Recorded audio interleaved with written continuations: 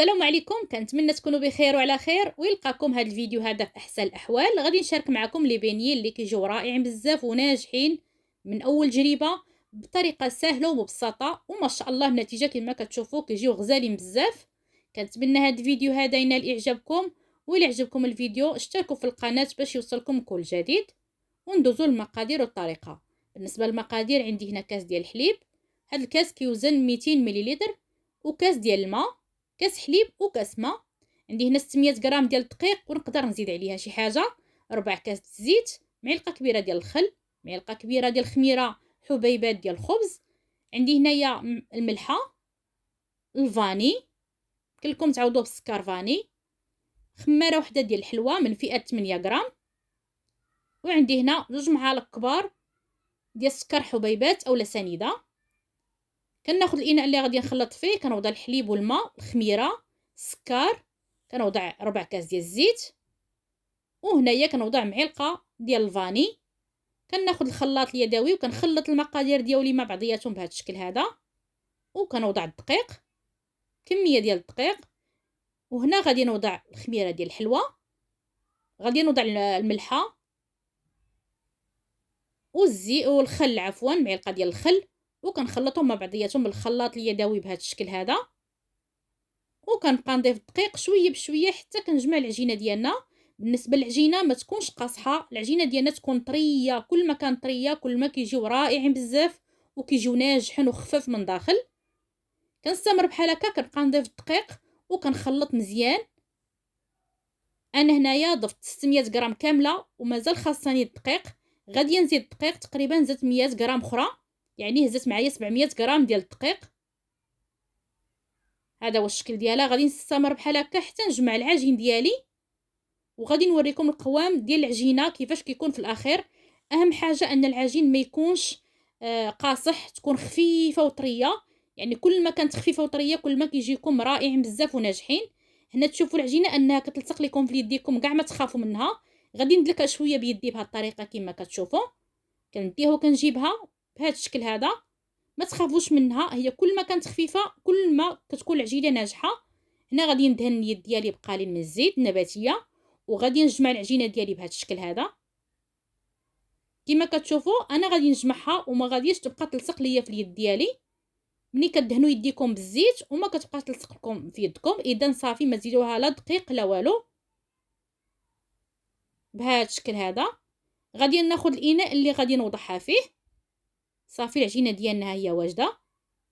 خديت الاناء اللي غادي نوضعها فيه، غادي ندهنو بالقليل من الزيت، وغادي نحط فيه العجينه ونخليها تخمر مزيان حتى يتضاعف الحجم ديالها.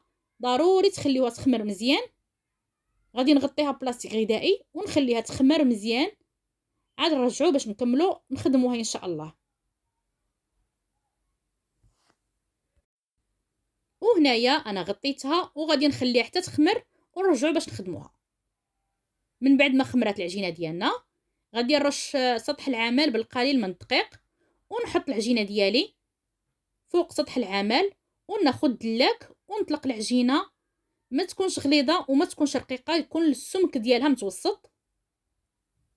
كما كتشوفوا كنرش قليل من الدقيق وغادي نطلق العجينه ديالنا كما كتشوفوا، وغادي نوريكم السمك ديالها اللي خليتها عليه بهذا الشكل هذا.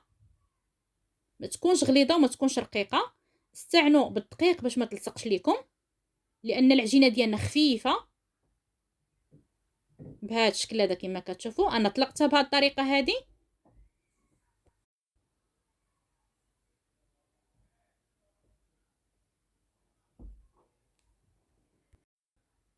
وهنايا من بعد ما طلقت العجينه ديالي كما كتشوفوا غادي نوري لكم السمك ديالها قداش خليتها، يعني ما خليتهاش غليظه بزاف وما خليتهاش رقيقه بزاف، ما رققتهاش بزاف. هذا هو السمك ديالها اللي خليتها عليه كما كتشوفوا متوسطه. غادي ناخذ قطعه باش غادي نقطعها. هنا خديت قطعه دائريه، القياس كيبقى على حسب ما بغيتو نتوما، بغيتهم كبار بزاف خذوا قطعه اللي تكون دائريه، او اي حاجه قطعوا بها الكاس او اي حاجه متوفره عندكم قطعوا بها. هنا كما كتشوفوا قطعتهم دوائر بهذا الشكل هذا. غادي نقطع العجين ديالي كامل، وغادي نعاود نجمع هذا العجين اللي حيدته، وغادي نعاود نجمعو حتى نطلقو حتى هو. انا غادي نديرها على جوج ديال الشكيلات. غادي ندير شكل دائري والشكل الاخر غادي ندير له تقيبه في الوسط ديالو كما كتشوفوا هنايا. غادي نديرها بهذا الشكل هذا، شي حاجه تكون لي دائريه صغيره وكتقطعوا لها في الوسط ديالها. خديت منديل اللي فرشته وغادي في البلاطو وغادي نوضع فيه البنيه ديالنا بهذا الشكل هذا كما كتشوفوا. كنخلي البنيه ديالي هنايا حتى كيخمر، كنستفو فوق المنديل، غادي نغطيه ونخليه يخمر شي شويه وعاد نرجعو هنا. خليهم يخمروا كما قلت لكم، وضعت الكميه كامله. من بعد ما يخمروا غادي نرجع معكم باش ندوزو باش نقليوهم. انا غادي نستمر بحال هكا حتى نكمل الكميه كامله. هنا البني ديالنا راه خمر وغادي ندوزو باش نقليوه. هنا عندي الزيت اللي هو سخن مزيان، خليته حتى سخن وغادي نحطو البني باش يتقلى. كما كتشوفوا كنحط البنيه ديالي في الزيت اللي سخنته من قبل. ما شاء الله دغيا كيتنفخوا وكيجيو بهذا الشكل هذا. كنستمر بحال هكا حتى كنقليهم كاملين، وشوفوا شحال كيتنفخوا كاملين وكيجيو خاويين من الداخل ديالهم. طريقه سهله ولكن ما شاء الله كيجيو غزالين بزاف وناجحين. كنستمر بحال هكا وكنقلي البنيه ديالي بهذا الشكل هذا. كنخليه ياخذ واحد اللوين اللي كيكون مذهب، ما نخليهمش يتحرقوا. كنستمر بحال هكا وكنبقى نقلبهم على جميع الوجه ديالهم. الوجه اللي كنشوفو تحمر كنقلبوا على الوجه الاخر باش كيتحمر ليا حتى هو. ما تخليهمش يتحرقوا، غير كيذهبوا بهذا الشكل هذا كما كتشوفوا. كنقرب لكم يتحمروا بهذا اللون هذا وكنحيدوهم.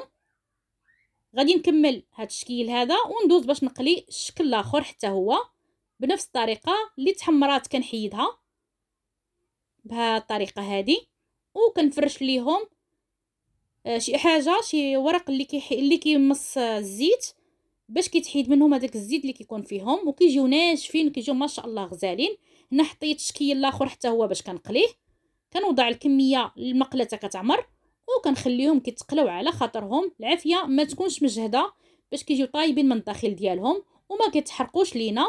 هنا كتشوفوا انا كنقلبهم كيجيو مذهبين وما كيتحرقوا ما والو، غير ردوا بالكم معاهم. العافيه كما قلت لكم تكون مسطه ما تكونش مجهده بزاف. كنستمر بحال هكا حتى كنقليهم كاملين وكنقلي الكميه ديالي كامله بنفس الطريقه ويجيو مذهبين على هذا الشكل هذا كما كتشوفوا. طريقه سهله. وهاد الكميه اللي عطيتكم ما شاء الله خرجت لي واحد الكميه اللي هي كبيره وكميه اللي رائعه بزاف. كنستمر بحال هكا حتى كيتحمروا بهذا الشكل هذا. هذا هو الشكل ديالهم، خداو هاد اللوين المذهب وغادي نحيدهم كاملين من المقله.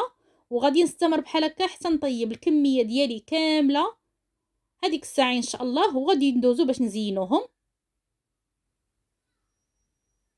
وهنا من بعد ما طيبت الكميه كامله قليتها غادي ندوز باش نزينهم. شوفوا الشكل ديالهم كيفاش جاو غزالين بزاف، جاو منفوخين كاملين ومحمرين وحتى التحميره اللي هي مذهبه.